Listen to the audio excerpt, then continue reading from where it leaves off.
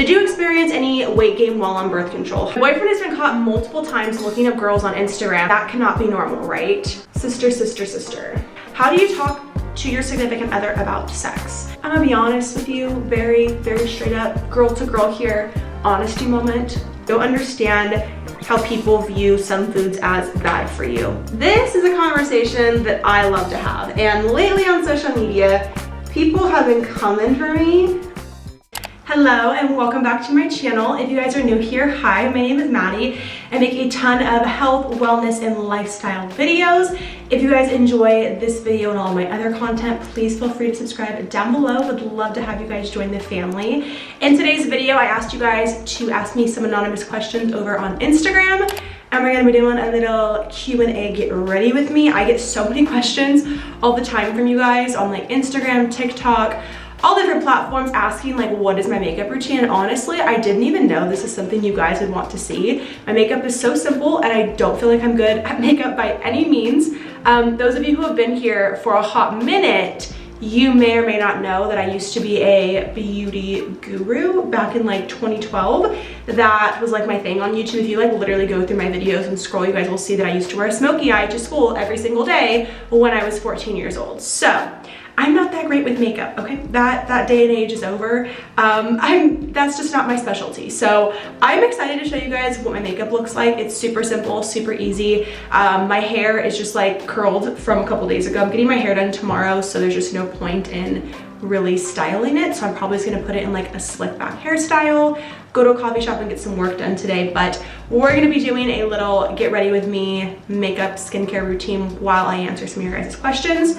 Drink today, we're drinking a Prime. This is the lemon lime flavor. I just did a recovery run, 2.5 miles, and I'm like, I need some electrolytes, so we have our drink. Let's get into the questions.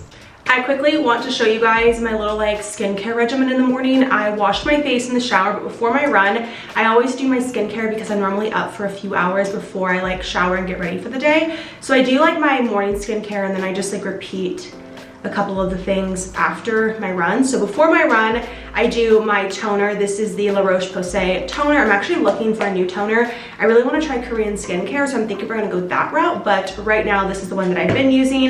And then I go in with the C Firma Day Serum from Drunk Elephant after, and then I always top it off with the La Roche-Posay Double Repair Moisturizer. Since I just showered, I washed my hair with the La Roche-Posay face wash.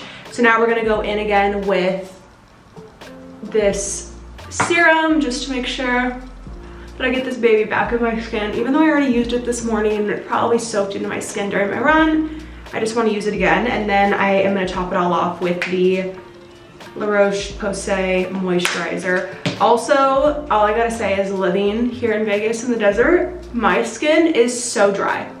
And I mean like so dry, like Sahara Desert dry. And those of you that know me, like I'm just not a dry skin girly. I've always had oily skin, and I still do have oily skin, but now with this like desert air, I'm noticing that my skin is starting to feel a lot more chapped and dry. So we did get a humidifier for our place, which has been helping a ton. It's helped with like the moisture in my skin, also my scalp, and I'm just making sure that I'm like literally moisturizing my skin so much so my skin does not get dry, crappy, flaky, and crusty, you know? I always start off by doing my brows, and I go through different phases with my brows when I'm like very much into like the laminated brow look and then I'm kind of not. So for a while I was using these cheap product on my brows. This is the Thick It and Stick It from NYX Brow Gel, the tinted one, and then the e.l.f. Wow Brow tinted as well. So I would just like use these, push my brows up, good to go. But like lately I've been very into the laminated look, so we're going back to my old handy dandy Got To Be Glued styling spiking glue. I have no words.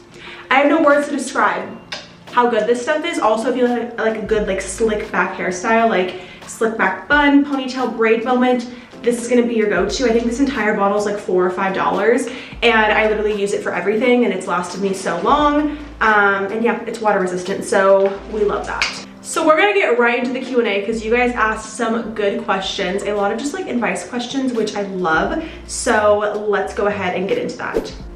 First question, my boyfriend has been caught multiple times looking up girls on Instagram and even trying to find girls on Google. Now he stares at girls in front of me. That cannot be normal, right? Sister, sister, sister. I'm gonna tell you right now from experience that personally, me, we're talking personal here, I don't think that's acceptable. And I think a lot of you watching right now, or even like yourself, you probably know deep down like that's not really cool, it's not really acceptable. I have been in relationships in the past where I always felt like my significant other was always looking at other girls, and it really took a toll on my confidence. It made me feel like, why am I not good enough for this person? What am I doing wrong? Am I not beautiful enough for them? Like, it always made me feel less than, and I didn't like when my previous partners would look at girls on social media. And in my last relationship, I caught my partner, you know, following girls on Instagram, liking their photos, and then it ended up leading to like DMing them. And I'm not saying this is the case for you, but you know, it could lead to this. It could lead to, it starts with following, it starts with liking, and then it leads into like DMing, and then it could lead into something more. So it all starts with something very minuscule, I guess, and then it could lean into something a little bit more serious. So I just think handling it now before it could even escalate further. Is this a conversation that you've had with him? Like, have you had this conversation where you're like, hey, look, you know, I've caught you multiple times looking at girls on Instagram, liking their pictures, following them, whatever it is. I've even caught you doing it on Google, and like now we're out in public and I've caught you looking at people, and it makes me really uncomfortable. And just let him know, like, express to him how you feel, that this makes me uncomfortable. I mean, I'm sure it doesn't make you feel good. Like, it didn't make me feel good. So I think the most important thing here is communicating that with your partner. And then once you communicate that, if they do not then make the effort to change and stop doing it and like understand where you're coming from, then it goes to, do you need to think about, like, is that really a person you want to be with? Like, is that really a person that you want to be with long term? Is that a person you want to marry? Is that a person you want to be in a long time serious relationship with? Someone who doesn't respect how you feel after you express it to them. So my biggest advice is speak to them about that, let them know how you feel, and then go from there. If they're willing to change, if they're willing to not change, that's then a decision that you have to make.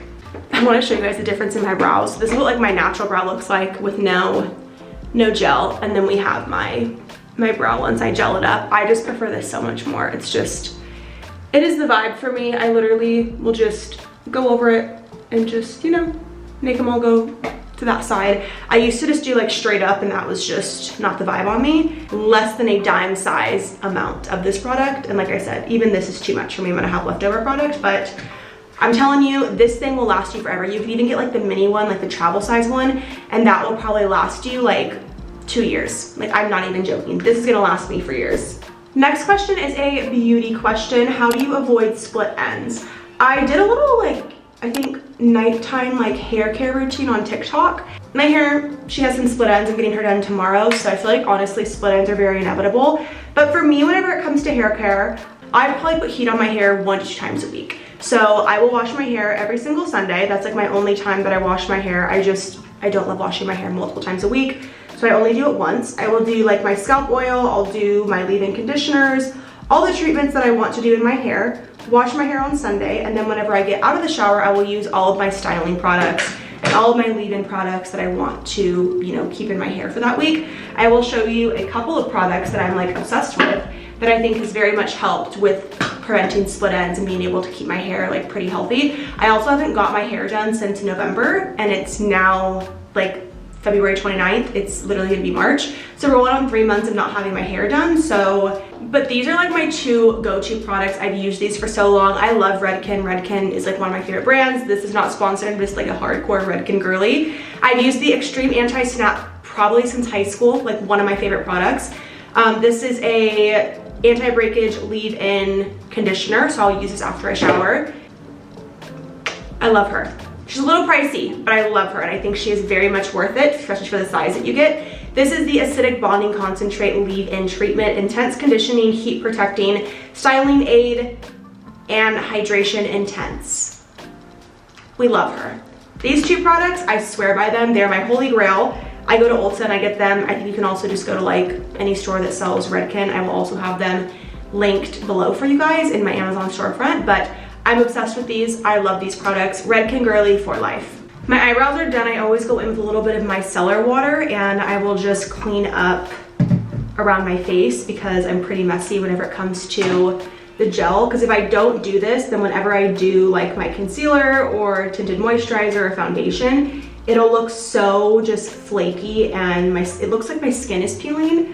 And then I also will get this stuff off of my hand because if not, this baby will stay.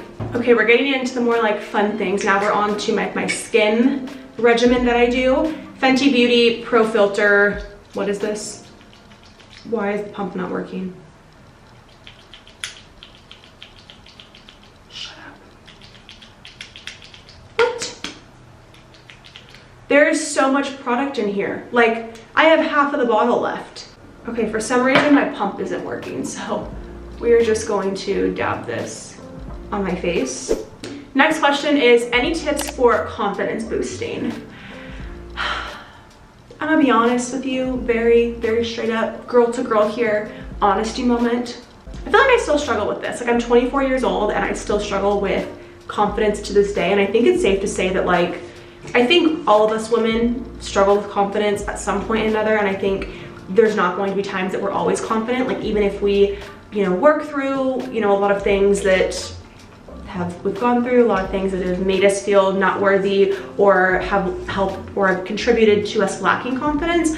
I think there's always going to be times that things trigger us. I think there's always going to be times that we may not feel the best. We may not feel the best in our body or what we're wearing or how our hair looks. Like, there's always going to be those days. For me, one of the biggest things that have helped, and you may think I'm crazy, but to each their own, hair wash, self-tanning day on the same day. Like, that has helped a lot with like boosting my confidence for like how I feel with like my appearance and how I look, because there's nothing worse than when I feel I'm feeling like shit.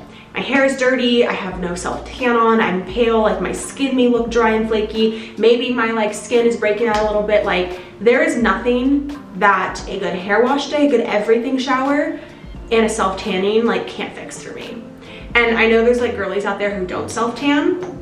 And of course, you know, to each their own, but for me personally, if I do my hair wash day and I do my self-tanning day like on the same day, I'm going to have just a boost of confidence. So physical confidence, that is my advice. Also, using the Rare Beauty brightening concealer or something, I don't know, it's this one. And I use this as like a little bit of coverage on my face because I don't like to use foundation or anything during the week. I just like to keep it super simple on my skin. When it comes to, I guess, confidence within, you really gotta, I mean, I don't know if this is good advice, but like, fake it till you make it. And something that has helped me over the years is like affirmations and like reminding myself of everything that I've accomplished, because I can be very down on myself, and you know, I struggle with confidence with, you know, believing in myself with my business, or I struggle with confidence with work-related things, and you know, thinking I'm too young and I'm, you know, running a company, I have a team, and I have this successful business, and I put successful in quotes because, you know, sometimes I don't think I'm super successful. Sometimes I'm really hard on myself about that. And so what I like to do is, instead of focusing on everything that went wrong, I will then celebrate things that have like gone right for me. You know, something happens with work or with my personal life, I will then think like, how is this going to help me in the long run? How is this going to help me become stronger? How is this going to help me see the light at the end of the tunnel? And I just think that like, one, everything happens for a reason, and there's always going to be a good that comes out of every bad. And so if I'm having like a bad week with, you know, maybe not making a lot of sales, maybe business isn't going good, I will then remember like, what can I learn from this right now? Okay, maybe business is a little bit slow, maybe we don't have a lot of people coming in and wanting to work with us or a lot of leads. Okay, let's focus on like, what can we learn from this? What can we improve? And what is this teaching me right now? This is teaching me how to get better during hard times. This is teaching me how to get better with my marketing. This is teaching me how to get better with my conversations that I'm having with people. Like, even though something may be feeling like hard for me right now, what is the lesson that I'm learning from this, and how can I apply that and turn it into a positive rather than a negative? Next question has to do with hormonal birth control, and I love talking about getting off hormonal birth control. Did you experience any weight gain while on birth control. How was your experience getting off? Do you feel like it took a while to regulate your hormones? I recently got off in October after gaining some weight and not seeing any results after working my butt off in the gym. Starting to see some small changes though. For my under eyes, I did use the NARS Radiant Creamy Concealer. Totally forgot to mention that. First, let's talk about gaining weight while on birth control. I think I shared a little bit about it on YouTube, but that was so long ago that I think you can still find some of those videos if you want to watch them. But did I experience any weight gain while on birth control? So my birth control story is a little bit different. I actually got on the pill when I was about 13 years old, and I got off of it when I was 21. So I was on it for almost 10 years. When it comes to experiencing weight gain, I feel like it's very hard for me to sit here and be like, yeah, like I gained weight while on birth control, because I was also 13 years old when I got put on it. So, you know, I was undergoing a lot of hormonal changes. Like I probably just went through puberty. I was still going through puberty at the time. I got put on hormonal birth control, and it was pretty much like fluctuating all of my hormones. And I was putting these synthetic hormones in my body while I was also trying to like grow into my grown woman body. When I got off of birth control, I thought it would be very interesting because I'd never really known what my woman body was like. Like I had been on a hormonal birth control for literally my entire teenage years and like my early 20s, that I didn't even know what my woman body was like off of hormonal birth control. So I don't know if I had any weight gain because of it, because I also was like, I was 13, then I was 15, then I was 19, then I was 20. It's like I experienced being on birth control during such a big, important time in my life that, yeah, I had weight fluctuations, but was that necessarily related to birth control? I don't know, because I was also, you know, I went from being 13 to being 21 when I got off of it. Like that's a lot of life changes. That's, you know, obviously you're gonna weight fluctuate, you grow more into your woman body, you know, you're in high school, I went to college, like I had so many different things that were going on in my life and during these periods that I don't necessarily know if hormonal birth control really affected my weight. Fenty Beauty contour stick in the color Mocha, and then Rare Beauty liquid blush in the color Love. This is my favorite one from them. How was your experience getting off of birth control? Do you feel like it took a while to regulate your hormones? I am on 2 years of being off of birth control, and my experience getting off was great. And I love to share my experience because I feel like there are so many experiences with women. When they get off, they have great experiences. Some women have terrible experiences. I still like to share mine because I don't want women to think that like this is going to be the case for everyone, because everyone's experience is different. But I also want to shed light to, you know, let women know that not every experience getting off birth control is horrible. You know, I've heard some really terrible experiences with women getting off, having to get back on it, really bad periods, or, you know, hormonal issues, different things. I was extremely lucky and did not have a bad experience. So I like to share mine because I don't want you guys to always be scared getting off of it, and I want to also show you guys that there's also a good side to getting off birth control. Some people have great experiences. So when I got off, I'll be honest, I just cold turkeyed it. I didn't tell my doctor. I just one day finished my pack of pills and I just threw the rest away. Do I think that is the best route to go down? No, but also at the time, my doctor, I had mentioned wanting to get off, and my doctor was so keen on like keeping me on, like was just very anti get off of birth control. And I feel like that's a really hard thing with medical industry, the medical field now, is that they're always trying to push birth control on us. Or if a woman expresses they want to get off birth control, here's the reasons why, they will then try to like steer you away. Like, what about pregnancy? What are you gonna do for pregnancy? Are you scared of getting pregnant? And I'm like, there's so many other reasons to get off birth control and so many other things you can do to prevent pregnancy that we're not taught at a young age. And my doctor never taught me about tracking your ovulation. My doctor never taught me that there was the thermometer method you could use. Like my doctor never taught me that you can only get pregnant during a short window in the month of your cycle. If you're experiencing that, like a doctor being pretty anti-birth control, I think you should still do what's best for you, to be completely honest with you.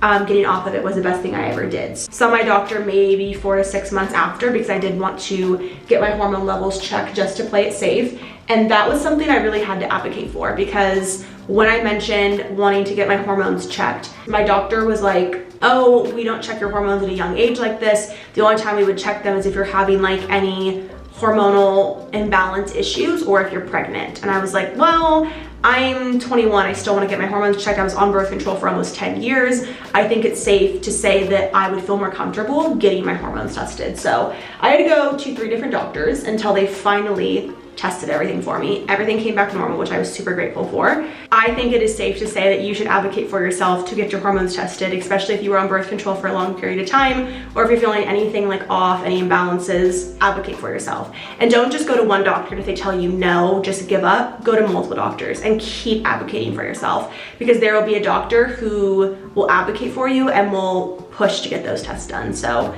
that is my advice for that. I got my period back from the first month of getting off of birth control. I know that isn't the case for everyone. I know a lot of women go 4, 6, 12 months without having a period when getting off of birth control. So I think you just need to kind of fill it out and see when yours comes back. Also, I'm using the NYX white eyeliner underneath my eyes. Even in the last 2 years of being off, so many things are changing every few months. I never experienced ovulation cramping until like 3 months ago. And now I have ovulation cramping.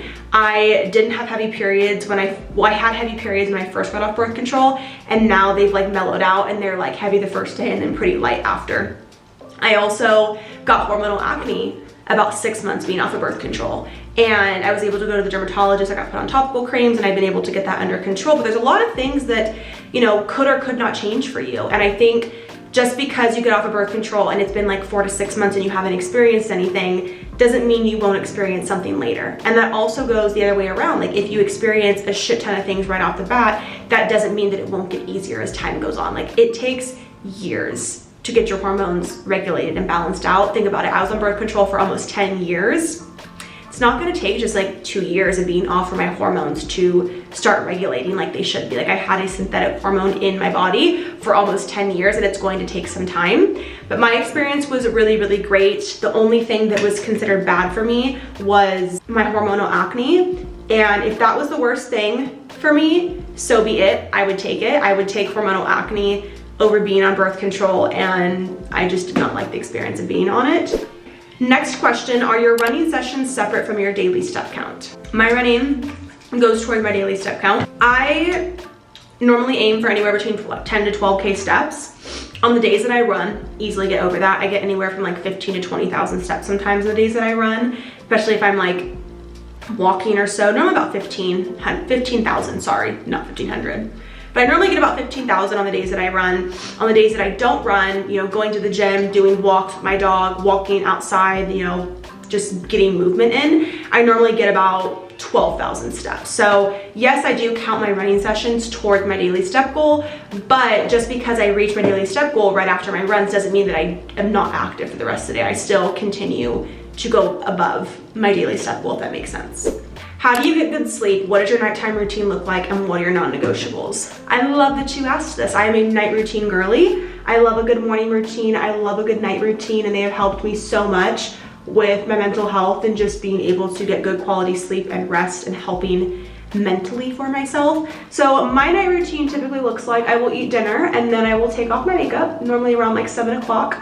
And that is when I start unwinding. I will do my skincare. I will either watch a TV show. I will read my book early if I want to, but I'll then have like my Ninja Creamy. And then I will, if I watch a TV show, eat my Ninja Creamy, and then I'll get in bed and I'll read for a little bit. And then after doing like my skincare and everything, because that is top priority for me, like my skincare will get done every single night, no matter how late it is, how tired I am, how busy I am. That is a non-negotiable for me because it makes me feel good. And I feel like it prepares me for the next day. That's just how I view it. I will then either edit for a little bit if I have some content to catch up on, if it's still early. If it's already getting late, I will then just go into reading, and I will have my Sleepy Girl mocktail. I've posted my Sleepy Girl mocktail on TikTok. I've also posted it on Instagram. And I also believe I have a couple reels or a couple shorts here on YouTube about my mocktail. So you guys can go to my page and find that. But Sleepy Girl mocktail is like my go-to. It is tart cherry juice. I add either like a sparkling water or a sparkling flavored beverage. And then I do a magnesium glycinate powder. So the thing with the Sleepy Girl mocktail is you have to make sure that you are using magnesium glycinate. I've heard of girls be like, I've used magnesium, I had the shits all night. It's probably because you used the wrong magnesium. So magnesium glycinate is the one that you need to be using. The other ones can cause an upset stomach. It can cause you to have the shits and you could not get good night's sleep. I see a lot of people like, oh my gosh, there's so much sugar in that. I can never drink that before bed. It's all natural sugars. There's no added sugars in there. Natural sugars are good for you. So I do a little bit of that. I don't do like a ton of it. I do a little bit of that with my mixed beverage of choice and my magnesium, drink that before bed, and I will be knocked out within 30 minutes. So tart cherry juice has melatonin in it. So melatonin obviously helps you sleep. Our body naturally produces melatonin, but when you're adding more melatonin to it, it helps you fall asleep. Magnesium also helps you fall asleep. It also helps improve your quality of sleep, so you do stay asleep longer. So that has been what I've been doing every night since we moved here to Vegas. And it has been a game changer. I don't know why I didn't start it sooner, because I used to struggle a lot with falling asleep. Back when we lived in California, I'd be, focused on work or just my mind going crazy at night. And then once I started doing the magnesium drink, that has helped. Made the world of a difference for being able to fall asleep and actually get good quality sleep. We have another fun question about advice, relationships. How do you talk to your significant other about sex? I think this is something that should not be seen as like taboo or uncomfortable. Like if you're in a relationship with someone, you should openly be able to talk about sex with them. Eli and I, when we first started dating, that was one of the conversations that we had, was about sex and how we view sex, like what we think sex is. Like it's something that's important to us, and it's something we don't want to jump into right away. It's something we don't just want to like do a one night stand and then never talk again. Like I think it's important to talk to your partner about sex, what it looks like for you, what it means to you. And I think it's also important to talk about your sex life. Your sex life is maybe a little bit, I'm gonna use the word drier, maybe not as active as other people. That's okay. Just because you see couples on social media talking about, we have sex 2 times a week, 3 times a week, like that is not realistic for everyone. I know for me, there's times where I'm just so stressed with work, the last thing in my mind is having sex. My sex drive is like non-existent. Or depending on the phase of my cycle that I'm in, if I'm ovulating, my sex drive is really high. If I am on my period or my luteal phase, my sex drive is non-existent. So there's going to be those times where your sex life is going to be higher than other times, and times where it's going to be lower. And you need to express that with your partner. If you are experiencing those things as a woman and you're experiencing, fluctuations with your sex drive, or if you're on birth control and your sex drive is tanking, express that with your partner so they understand what you're going through and how you feel. Because I know sometimes it can be hard if you are not really feeling, like you want to have sex, or you're not really feeling super spicy or whatever it may be, and you don't express it to your partner can then possibly think that maybe they're not attracted to me anymore. Maybe they don't want to have sex with me. And so it's very important to have that open communication with your partner and just express with them and be real and honest about what you're feeling, so they can then understand, how can I better support you? And you guys are on the same page. You want to make sure you're on the same page with those kind of things. And that has been the biggest thing with Eli and I. We're so open about sex. We're open, like if he's feeling like a certain way about it, or if I'm like, yeah, I'm not really in the mood, my hormones are like this, or I'm not feeling the best, or I've had a really tough week with work, I'm super open and I communicate that. I also am very good about communicating what do I like in the bedroom and what don't I like, and like what are things that don't feel good, what are things that do pleasure me. And I think it's very important to express that with your partner, because if you are not enjoying the intimacy that you're having with your partner, you need to express that. And intimacy doesn't always involve the bedroom. It doesn't always have to start in the bedroom. Like things like Eli doing the dishes for me, or cleaning the house, or like he'll randomly like fold my laundry for me and put it in my office or put it away for me. That turns me on more than anything else. Like acts of service, that is my love language. And so when he does that, I'm like, wow, you're getting laid tonight. I am more inclined to do things sexually because I like acts of service. I think also not being afraid to like spice things up and try new things in the bedroom with your partner. I'll be very honest with you. For me, I'm super open about my sex life. Vibrators are like the best thing ever. And I had one in college. I would use it obviously for my own personal reasons. And then whenever I got with Eli, that was an open conversation that we had. Like, hey, this is my vibrator. I like to use it. Is this something you're cool with using together in the bedroom? And so don't be afraid to spice it up. Have fun, girl. Try new things. It keeps your sex life alive. It keeps it fun. And there's just never going to really be, that feeling of, obviously we're gonna go through those feelings of times maybe feeling a little bit boring. When you feel that way, spice things up, try new things. Last question I am going to be answering is, for starters, girl, congrats on everything. I'm proud of you, but I don't understand how people view some foods as bad for you. Love you, girly. Thank you. I love you, I appreciate you, and thank you for just the nice words and feedback. I appreciate that. In terms of the food thing, this is a conversation that I love to have. And lately on social media, people have been coming for me because I post my full days of eating, and people like to label the foods that I eat as bad, or white bread is not good for you. If it's white, get it out of sight. And I don't like this because I think it promotes unhealthy relationships with food, and it causes people to, you know, get triggered, causes unhealthy eating habits, causes eating disorders, and there's no such thing as bad food, okay? There's going to be foods that are going to be better for you than others, but there is no such thing as a bad food. Now, you can have too much of something and then it could be turning into not as healthy for you or not as good for you. But if you eat white bread, that does not mean it is bad for you. Now, if you have like an underlying health condition that like you can't eat gluten, you can't eat white bread or something, that is totally different than someone just saying white bread is bad for you, white rice is bad for you, don't eat it. And I just have a really hard time when people on social media who have absolutely no background with health, wellness, nutrition try to sit here and say something is bad for you. And most of the time they learned that from the internet. They learned that from TikTok. And the minute that you stop labeling foods as bad is the minute that your relationship with food is going to start getting better. I have so many clients that come in and they're like, yeah, I just can't eat these foods, they're bad for me. And I'm like, okay, well, what are the bad foods for you? Oh, I can't eat bread, I can't eat rice, I can't eat Oreos. And I'm like, Oreos aren't bad for you.